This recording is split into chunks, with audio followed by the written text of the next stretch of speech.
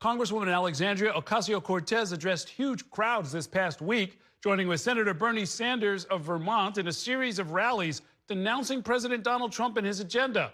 Her campaign-style swing has grabbed the spotlight at a time that the Democratic Party is hungry for a winning message and new leadership.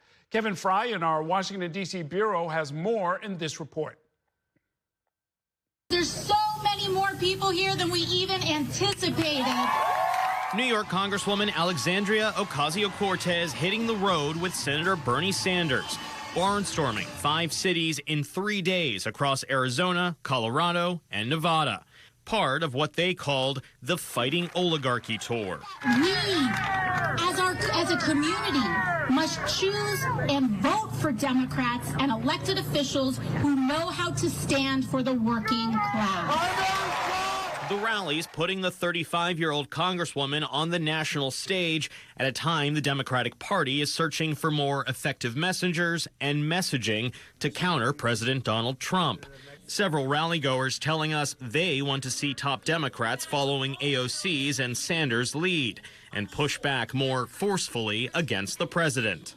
I do not think the Democrats are taking this serious enough. I'm scared and I'm not alone. It's boxing with one hand tied behind your back, if not two, so I don't fault the people who are trying, but we could all try harder. The rallies put an exclamation point on a dramatic month for AOC, who delivered some of the sharpest criticism of fellow New Yorker Senator Chuck Schumer after he voted to advance a Republican spending bill rather than challenge the president and trigger a government shutdown.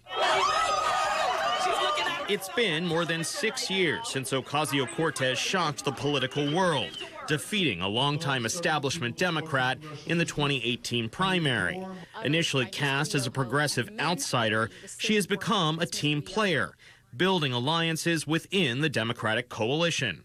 With Trump back in office and the party hunting for a messenger, some, like Albany Congressman Paul Tonko, argue it is smart for AOC to elevate her voice at this time. She's a very thoughtful speaker. She connects well, does great storytelling, really relates things to people individually. This past week, AOC leaned into that storytelling, invoking her working-class background.